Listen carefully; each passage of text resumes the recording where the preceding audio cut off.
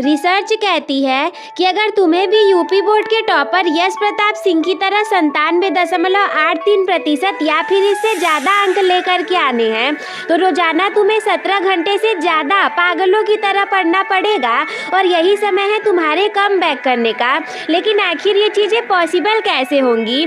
तो कुछ गलतियां हैं जो कि ये वीडियो देखने से पहले तुम कर रहे थे, लेकिन मैं वादा करती हूँ ये वीडियो देखने के बाद तुम वो गलतियां नहीं करोगे और तुम्हारे भी बोर्ड एग्जाम में काफ़ी अच्छे नंबर आएंगे। सबसे पहली बात है कि कभी भी अपने आप को पास्ट के फेलियर में फंसा करके मत रखना और तुम याद रखना तुम्हारे पास्ट नहीं प्रेजेंट हो।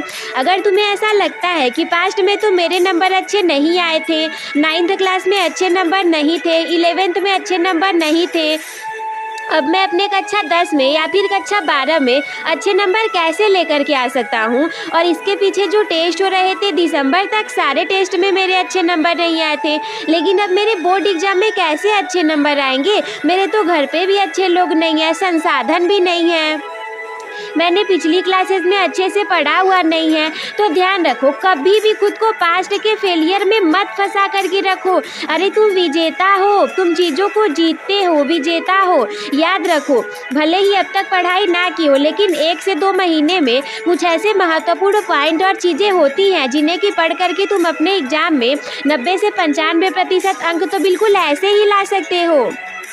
ये बताओ, अगर खुद को पास्ट में जोड़ करके फंसा करके रखोगे तो दुख के अलावा और कुछ नहीं होगा। लेकिन अगर तुम इसे बाहर निकल गए और अभी से जी जान लगा करके मेहनत करने लग गए, 10-10, 12-12 घंटे पढ़ने लग गए, तो हाँ ये पॉसिबल है। रिसर्चर्स भी कहते हैं कि लास्ट के 2 से 3 महीने में लोग कमाल कर जाते हैं। कुछ इस तरीके से पढ़ लेते हैं कि काफ़ी पर आते हैं। तुम्हारा प्रेजेंट हो, पास्ट नहीं हो, इसीलिए प्रेजेंट में रह करके अपना काम करो। और याद रखो, आप अपने जीवन में बहुत बड़े बन सकते हो। कभी मत सोचना कि मेरे तो केवल 80%, 70%, 30-33% अंक आएंगे और या फिर ये अंक तुम्हारे जीवन को डिसाइड करेंगे। भले ही इन नंबरों से जीवन का निर्णय ना लिया जाए, लेकिन बहुत जगह पर ये काम दे देंगे और हो सकता है कि आपके सफल बनने में ये आपकी पहली सीढ़ी है और आप अपने जीवन में बहुत ज़्यादा बड़े बन सकते हैं। शुरुआत तो यही से होगी ना, अच्छे नंबर ला करके। कभी भी दिमाग में ऐसा लगे हम तो नहीं कर सकते, हमारे पास संसाधन नहीं है, ये चीज़ नहीं है, वो चीज़ नहीं है, कभी ऐसा मत सोचना। याद रखो, हमेशा उन लोगों के बारे में सोचो जिनकी ज़िंदगी आपसे ख़राब है, बेहतर नहीं है, और आपको हमेशा पॉजिटिव रहना पड़ेगा। क्योंकि आपको लगता है कि हमें यश प्रताप सिंह की तरह 97-98% अंक लेकर के आने हैं और आप पॉजिटिव नहीं रहोगे, निगेटिव रहोगे, तो वो अंक आ पाएंगे?